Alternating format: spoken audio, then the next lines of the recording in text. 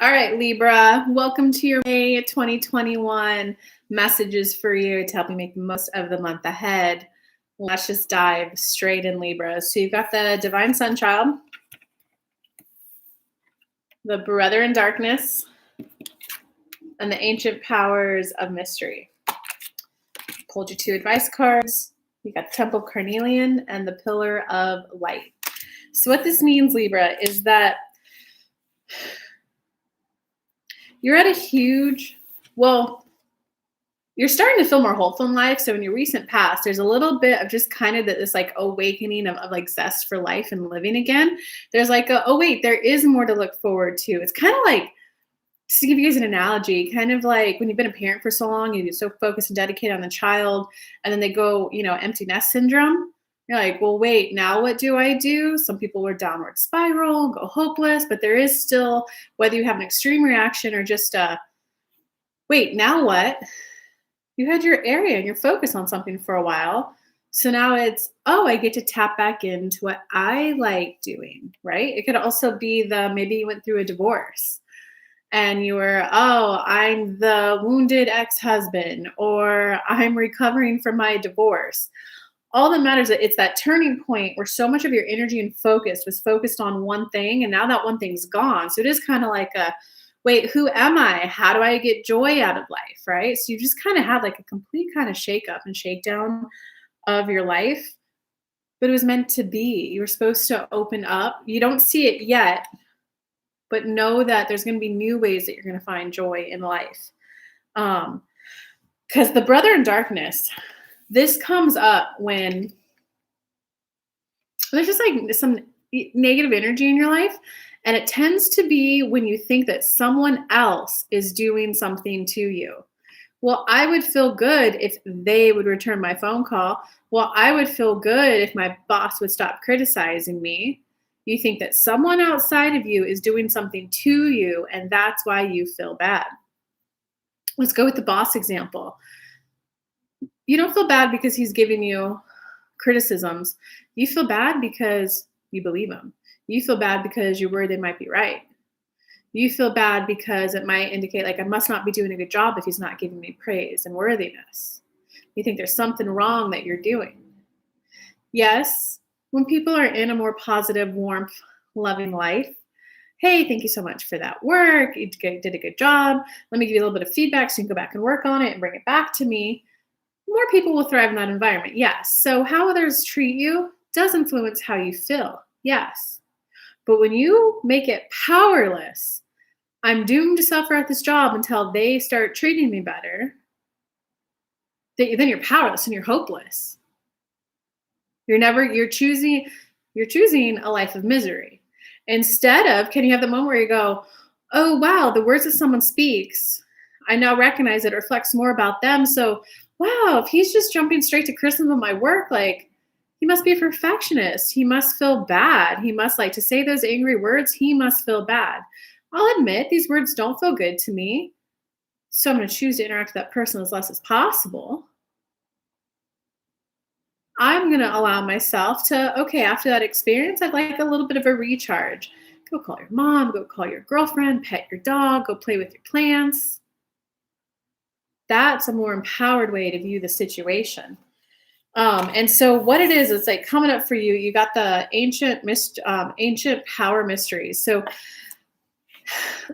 that's where you're going from the switch from a more masculine based style of living life to open up to the more feminine. And so for you guys, this is definitely a relationship reading for you guys.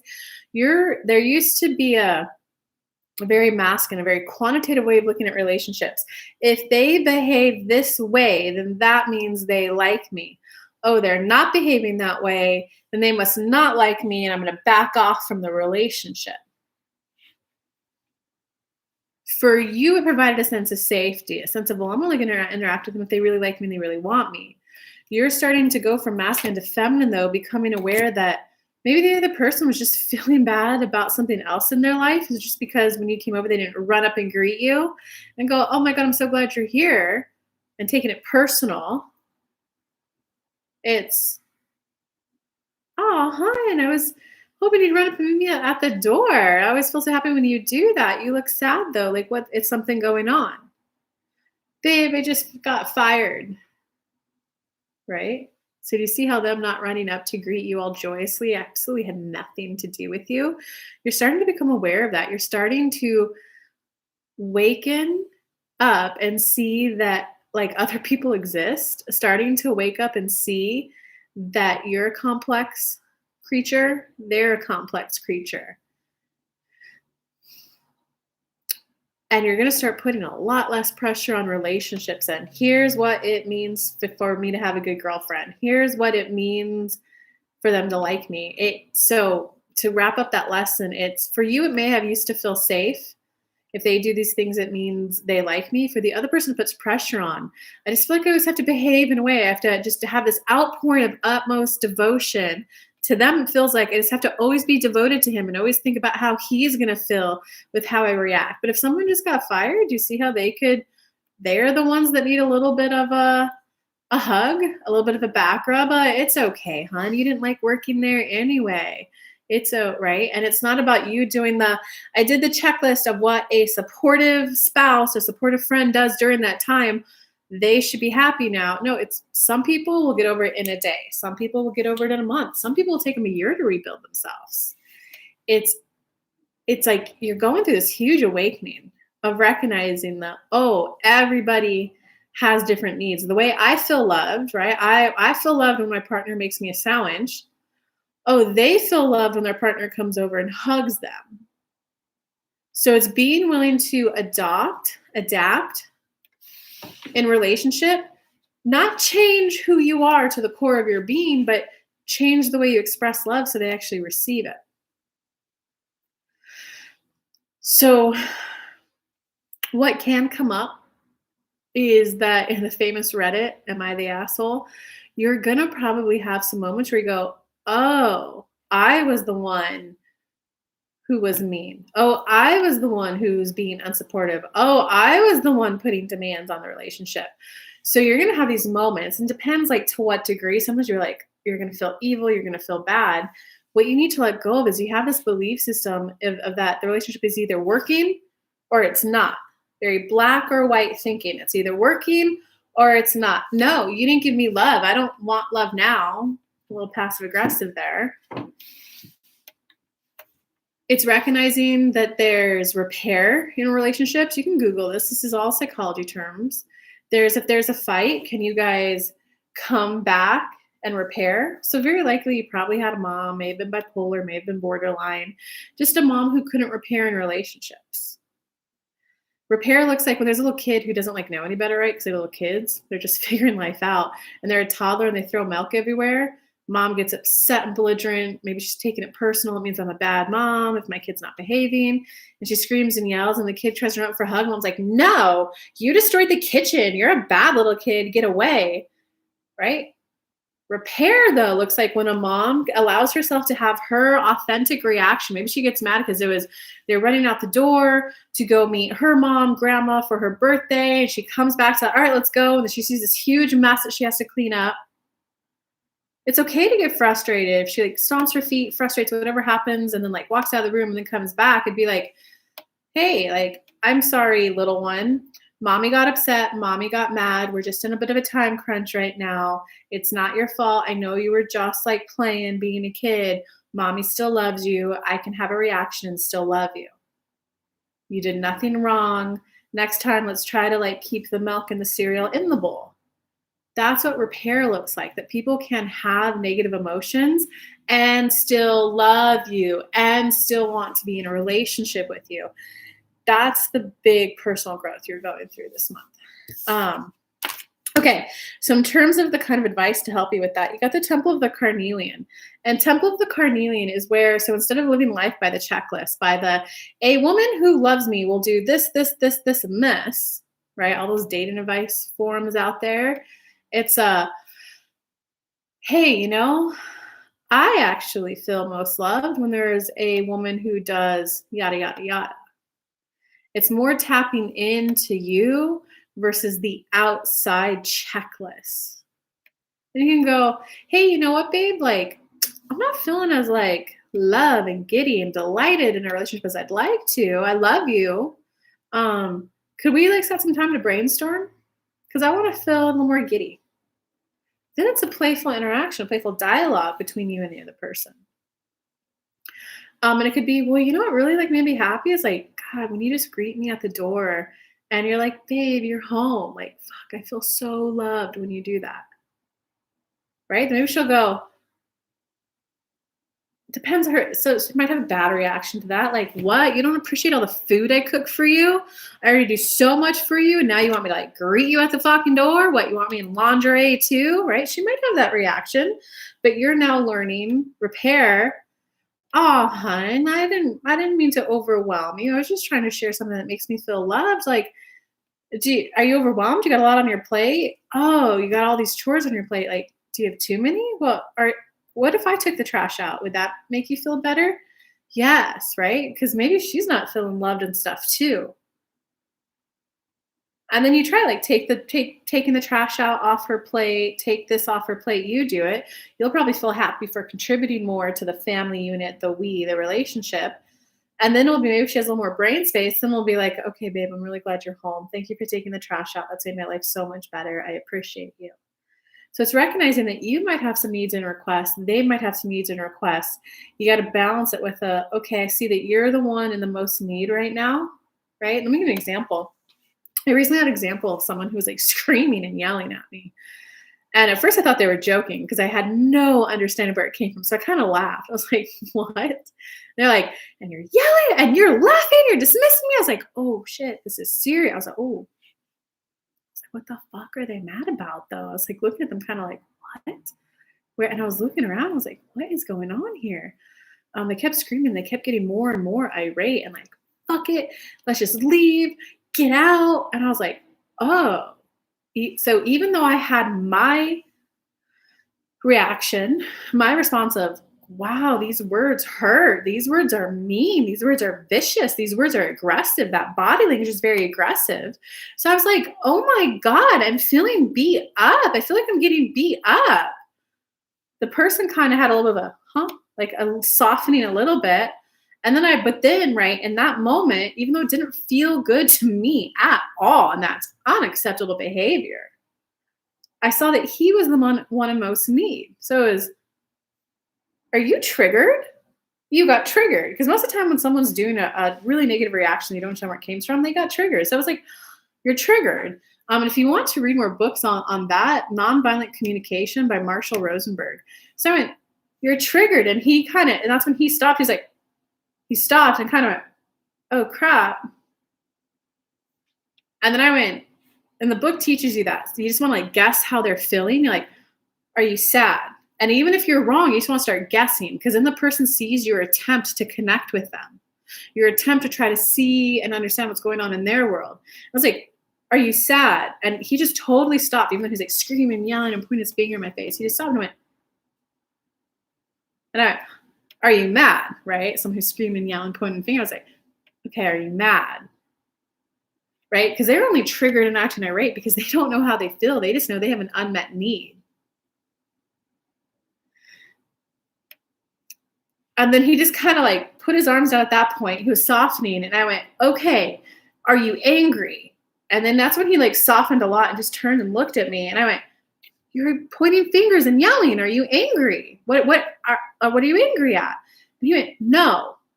And I went, oh my God. And just because I read a lot of like self-development psychology stuff, watch a lot of movies and stuff on it too. And I just remembered that sometimes, the older generation, especially men, they were taught when they were younger that it's only like men are assertive, aggressive, that they can't share those softer emotions of sad, hurt, feeling unloved. And so a lot of times they'll express hurt as anger. So a lot of times when you got an older generation who's yelling and screaming, especially if they're a man, they're actually really just feeling hurt and don't know how to express it. They either don't know how to express it or they don't think that you're going to take them serious and actually care about them. So I knew that. And when he said no to angry, in my head, I was like, you're acting angry, I was like, oh my God, are you hurt? And his whole body just like melted. When he had someone He just softened, and then he went and sat down. And I went, even though I still know it's not okay to be yelled at, it's not okay to be made fun of, that didn't feel good, I'm in pain.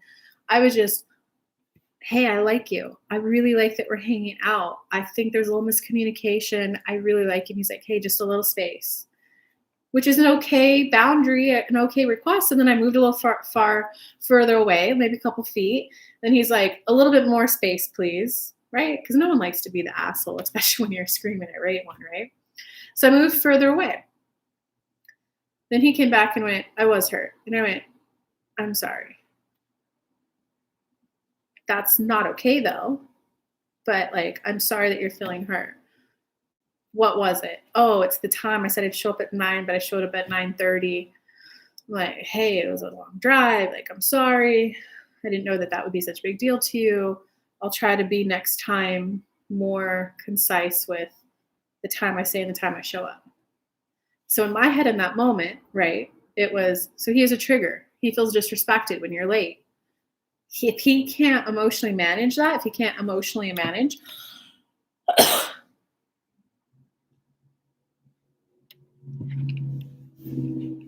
time, then that's something I'm gonna have to manage. And you get to decide if you want to manage that or not, right? I get to decide if I want to see that person again or not. I know if I'm going to see them, that I'm now, especially if it's gonna be a long drive to hang out, like, okay, I'm gonna leave at 10 a.m., even though I'm really leaving at 9 a.m. Because I know me. I have a leisurely pace to life. I like to, ooh, what's that off the freeway? Let me go see it, right? That's what I want. So I'm just gonna tell the person I'm leaving a little later than I think I am, and I'll just tell them like, hey, I'm gonna be there at this time. So I still get the experience I want, they get the experience they want. It's recognizing that there's some things in relationships you'll have to be the one to kind of manage it. Sometimes they'll be the one managing it. Sometimes it will be co-regulation and you both manage it together. So it was a perfect example to show you guys. That guy screaming and yelling at me had absolutely nothing to do with me. It had absolutely everything to do with him. Okay, but it's also not, oh, he was the triggered one. I need to be the soft one, right? So you got to do that in the moment, the one who has the need more. But then you can go back and go, yeah, you know what? That wasn't okay. Even though I can understand why they're that overworked, that overtired, I'm just not putting myself in that situation again. He's too high stress of an individual for me. Or you can be, okay, you know what? I'm gonna let him know, like, what reassurance do you, like, talk to me more, help me understand why you were triggered. Because I want to make sure that never happens again. I don't ever want you to feel unloved. And I never want to be screamed and yelled at again. That wasn't fun. It wasn't fun for either of us. So let's talk, right? Some people want to leave and never happen again. Some people want to make it work. There'll be some people who completely self-sacrifice. But it's recognizing that there can be a complexity of reactions to something, and you allowing yourself with, hey, that was okay with me. Hey, that wasn't. Well, letting go of that checklist the outside psychology gives you, the outside coaches tell you this is how it should go. It's, can you learn the complexity of navigating emotions and the complexity of you seeing yourself, your need, as well as seeing the other person and allowing you guys to come together? And it's called conflict intimacy. When there's conflict, how do you guys navigate together to get a win-win situation for all? But again, Temple Carnelian is all about what's right for you. Maybe you don't want to navigate to a win-win situation for both. Maybe you just want the, nope, I want my needs met. They either meet them or they don't. Then you might become a partner with someone who has no idea how they feel, and they're so okay with just adopting your emotions and your personality. That's what it's recognizing that. But I can tell you based on the reads that you have that you are emotionally opening up to a much more depth in relationship. Pillar of light, keep going. You're on the right direction. It's you're really just starting to tap into your emotions phenomenally more. If you want to get on the spiritual side of it. Hi, Mercy Madrid. You're just really tapping into like your soul, your inner being, your higher self, your gut, your intuition more.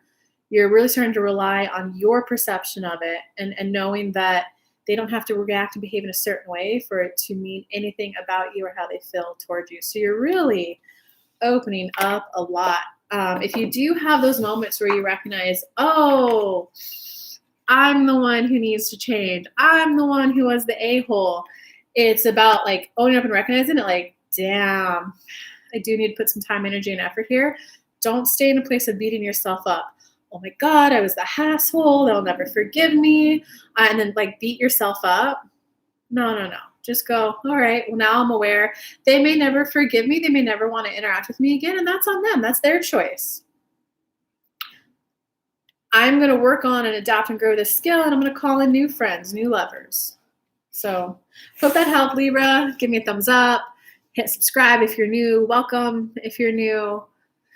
Leave me a comment. If you want to hang out live the first 3 Mondays of every month at 2 p.m. Eastern Standard Time, I go live on my Facebook business page to answer your specific questions, a little bit more personal than I can get in these general reads. It's free. It's a Facebook Live, 2 p.m. Eastern Standard Time, the first 3 Mondays of every month. So come hang out then, and definitely leave some comments afterwards. I love coming back with your questions, your thoughts, or awakenings, whatever it might be. I love you guys. Mwah! I will see you later.